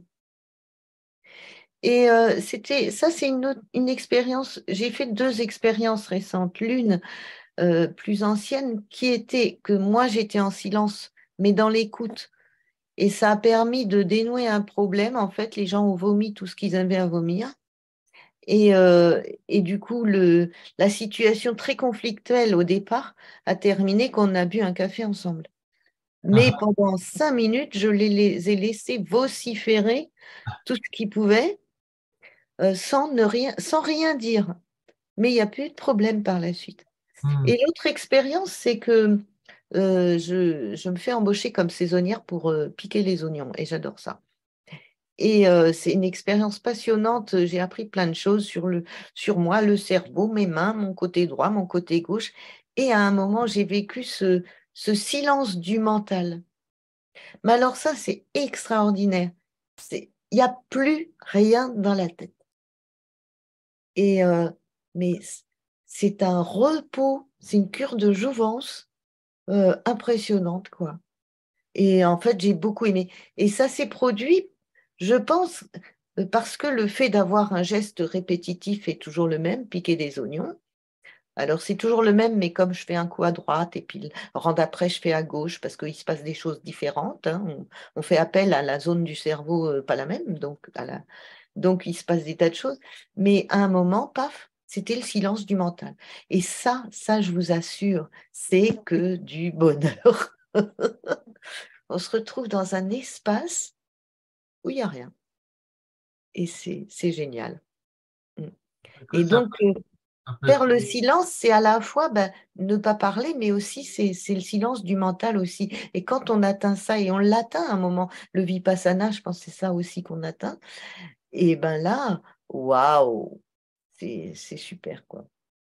Ah oui, je vous raconterai peut-être à Dieu le film mes histoires d'oignons. Il faudra peut-être que tu nous refiles l'adresse, hein, Chantal. Si ça intéresse l'un ou l'autre, demandez dans l'Alliance que Chantal vous donne l'endroit où on peut piquer des... Ça se fait en quelle saison? J'ai aucune idée, en fait. Ça vient de se faire, là. Ah, ok, d'accord. Okay. Voilà, ça vient de se faire et en août, c'est l'arrachage. D'accord, bon. Trop tard, donc, pour cette année-ci. Merci, Chantal. Il y a Daniel qui nous dit, quand je le fais, je ressens que je prends les commandes de ma vie, pas la vie que d'autres me proposent, les médias, collègues, etc. Oui, absolument. Mais oui, c'est ça l'idée, c'est exactement ça l'idée. Alors, dans la vie courante, il arrive qu'on me demande, et toi, tu n'as rien à dire? Ouais, c'est ça. Ben non, le silence, même dans la tourmente, est réparateur. Ben oui. Ben oui, parce que souvent, qu'est-ce qu'on a à dire? C'est une opinion ou c'est un jugement? C'est une tourmente. Sauf s'il y a quelque chose vraiment à dire pour apporter un élément constructif à la situation. Mais le plus souvent, c'est pas le cas. Hein. C'est juste ajouter un peu de ciment à la situation. Le silence, c'est se reconnecter à l'univers. Oui, oui, absolument. C'est exactement ça. C'est exactement ça. Oui. Et donc, cette partie de nous qui se reconnecte, on n'a pas, la conscience n'a pas un accès direct à ça. C'est pour ça que c'est quelque chose qui s'expérimente. On ne peut pas expliquer vraiment. Moi, je l'explique en disant qu'effectivement, ça se passe au-dessus, mais pour le mental ego, c'est assez peu acceptable, évidemment. Lui, il a envie de savoir, ben oui, mais qu'est-ce qui se passe là au-dessus? Ben, on n'en sait rien, justement. C'est ça, c'est ça la définition. Ok. Alors, est-ce qu'il y a encore d'autres partages, d'autres témoignages, d'autres questions par rapport à cet exercice qu'on vous propose? Ok, ça a l'air bon. Bah, écoutez, on va donc vous encourager vraiment à planifier ça le plus vite possible. On attend avec impatience vos retours. Et partager vos expériences dans l'Alliance. Hein. Julia. Ça peut être, ça doit pas être nécessairement positif du premier coup. Hein, si vous avez des choses qui se passent, c'est complètement... Bonsoir, Julia. Bonsoir. C'est pas en rapport avec le silence. Du coup, j'ai une question parce que je t'ai envoyé un mail, Luc, je ne sais pas si tu l'as vu, par rapport à ta vidéo sur le partage si des personnes seraient intéressées déjà de se renseigner par rapport à la formation. Et moi, quand je me connecte sur le compte visiteur, je n'ai pas accès aux vidéos. Les vidéos, je n'arrive pas à les lire. Est-ce que du coup, j'ose pas envoyer le lien aux personnes qui voudraient déjà découvrir parce que moi, je me demande peut-être qu'elles ne pourront pas réussir à lire les vidéos. Alors, ça date de quand ton expérience de difficulté de connexion? C'est tout récent ou ça date? Ouais, aujourd'hui, oui, aujourd'hui. Ah, Ouais. ouais. Bon, et donc je vais revoir ça parce que je pensais Mamadou l'avoir avait eu résolu. la même chose. Mamadou avait eu le problème, je pensais l'avoir résolu. Apparemment, c'est pas le cas. Donc, D'accord. je te remercie beaucoup de me le Ah oui, dire. parce que nous, on ne peut pas le savoir. Je vais regarder ça de près et donc ne faites rien, ne fais rien avant que j'envoie un message Oui. sur la nuance, tu vois. Ok. Donc, je vais regarder Tout à ce qui fait, se passe. mettre ça sur YouTube, quoi. Et puis, bon, ben, refaites l'essai. Et donc, si ça marche, tant mieux. Si ça marche pas, ben, recontactez-moi. Mais non, je n'ai pas vu ton message, Julia. Mais si tu l'as Oui, envoyé. oui. Il n'y a pas d'urgence, mais c'est genre, je dis, bah, j'en profite vu qu'on est ensemble ce soir d'en parler de vive voix. Et peut-être aussi pour les autres personnes, vérifier bien avant que les vidéos, qu'on puisse les lire, parce qu'après, c'est voilà, juste. C'est lié à Vimeo, je pense. Donc, je vais tout mettre sur YouTube parce que Vimeo, là, je commence à avoir à être énervé. Oui, il y en a d'autres dans le groupe là, qui ont difficile. Voilà. Ok, Donc, là voilà, c'était juste pour faire cette petite indication. Et je rêverais de pouvoir faire des journées de silence, mais bon, voilà, entre le travail, l'enfant à la maison, mais du coup, je me suis planifié ça quand même. Enfin, j'essaye, en tout cas, je me suis mis une petite note de me planifier ça un jour.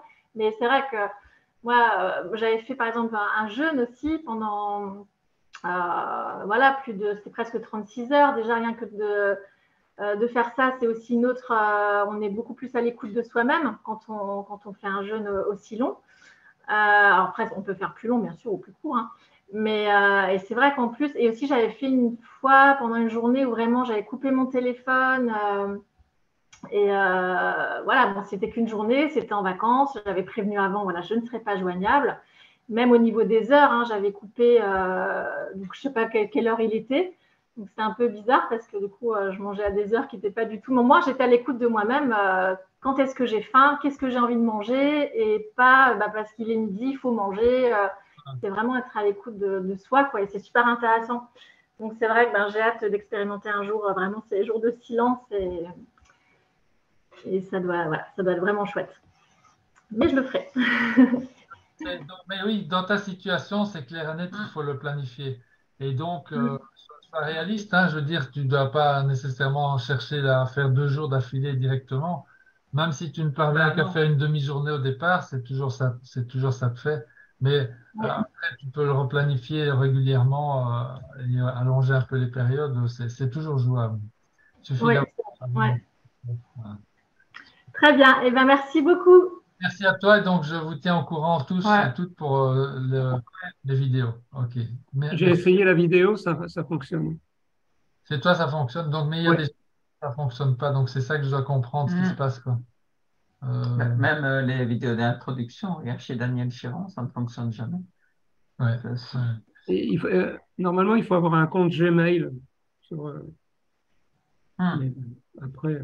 Pour Vimeo. Mais ça dépend du. C'est beaucoup plus facile avec un compte Gmail. Mais, ça dépend du statut que moi je donne. C'est ça qui fait. Mais moi, je voudrais effectivement trouver le statut qui permet.